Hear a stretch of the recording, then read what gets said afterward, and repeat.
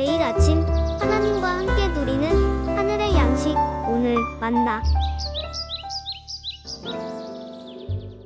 이에 비유로 이르시되 무화과 나무와 모든 나무를 보라. 싹이 나면 너희가 보고 여름이 가까운 줄을 자연히 아나니 이와 같이 너희가 이런 일이 일어나는 것을 보거든 하나님의 나라가 가까이 온 줄을 알라. 내가 진실로 너희에게 말하노니 이 세대가 지나가기 전에 모든 일이 다 이루어지리라. 천지는 없어지겠으나 내 말은 없어지지 아니하리라. 너희는 스스로 조심하라. 그렇지 않으면 방탕함과 술 취함과 생활의 염려로 마음이 둔하여지고 뜻밖의 그날이 덫과 같이 너희에게 임하리라. 이날은 온 지구상에 거하는 모든 사람에게 임하리라. 이러므로 너희는 장차 올 이 모든 일을 능히 피하고 인자 앞에 서도록 항상 기도하며 깨어있으라.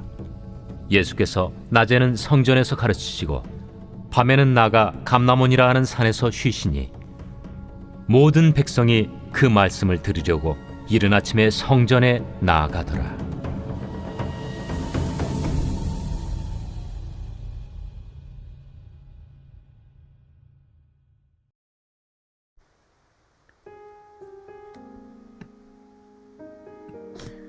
유대인들은 무화과 나무의 잎사귀를 보면서 어느 계절이 왔는지 예측할 수 있었습니다. 이렇게 계절의 변화를 감지할 수 있는 환경의 변화가 있습니다. 계절은 결국 시간을 의미하고 하나님의 나라는 하나님의 시간에 반드시 이루어진다는 것이 오늘 말씀의 핵심적인 교훈입니다.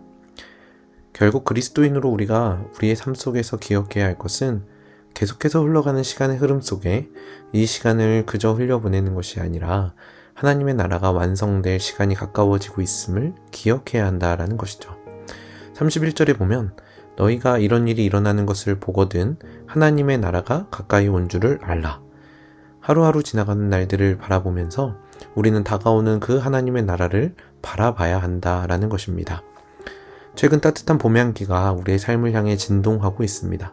봄이 오고 또 여름이 오고 가을이 오고 겨울이 오는 그리고 또다시 봄이 오는 이러한 시간의 흐름 속에 우리는 놓여져 있습니다.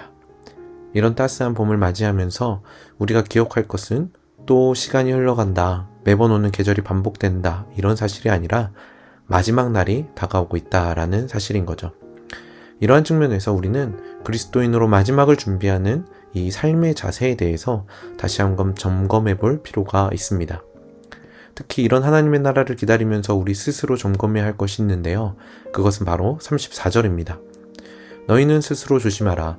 그렇지 않으면 방탕함과 술 취함과 생활의 염려로 마음이 둔하여지고 뜻밖의 그날이 덫과 같이 너희에게 임하리라.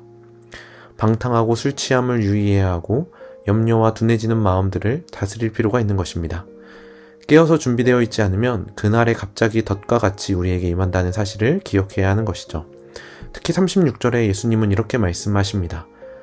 이러므로 너희는 장차 올 이 모든 일을 능히 피하고 인자 앞에 서도록 항상 기도하며 깨어있으라.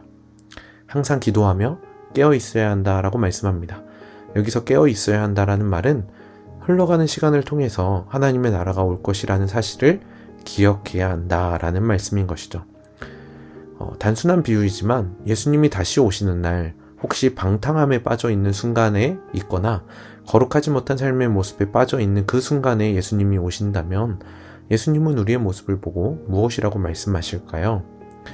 물론 예수님께서 그 하나의 모습을 가지고 판단하시는 건 아니겠지만 그만큼 우리의 행동 하나하나에 주의하며 우리에게 주어진 삶의 길을 거룩하게 걸어가야 한다라는 경고의 말씀인 것입니다.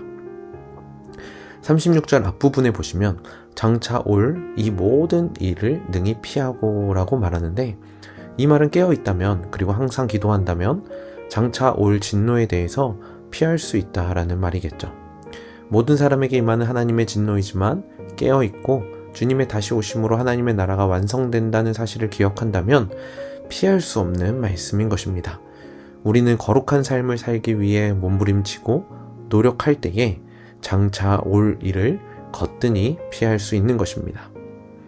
오늘날 우리를 강타한 코로나19라는 이 바이러스 자체를 두고 하나님의 심판이라고 말할 수는 없을 것입니다.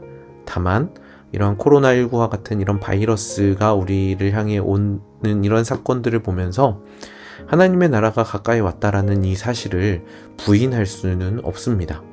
그렇기 때문에 우리는 이런 가슴 아픈 현실들을 바라보면서 더욱 하나님의 나라를 소망하는 삶을 살아야 하는 것이죠. 하나님의 나라가 언제 임할지 모릅니다. 그러나 반드시 임한다는 사실을 우리는 알고 있습니다. 왜냐하면 예수님이 그렇게 말씀하셨고 또 예수님의 말씀은 반드시 이루어지기 때문이죠. 33절에 천지는 없어지겠으나 내 말은 없어지지 아니하리라. 예수님의 말씀이 없어지지 않는다는 이 말은 예수님의 말씀에는 힘이 있기 때문에 반드시 이루어질 것이다 라는 의미도 포함되어 있습니다. 하나님의 나라는 반드시 임할 것이고 예수님은 분명히 다시 오십니다.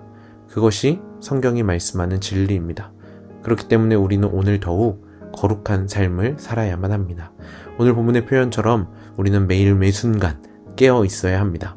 그리고 매일 기도하며 그 날을 준비해야 하는 것이 오늘 우리에게 주어진 우리의 사명인 거죠. 오늘 우리에게 주어진 삶을 더욱 거룩함으로 준비하셔서 오늘도 주님의 다시 오시는 그날을 준비하시는 거룩한 삶을 살아가시는 그런 하루가 되시길 주님의 이름으로 축복합니다.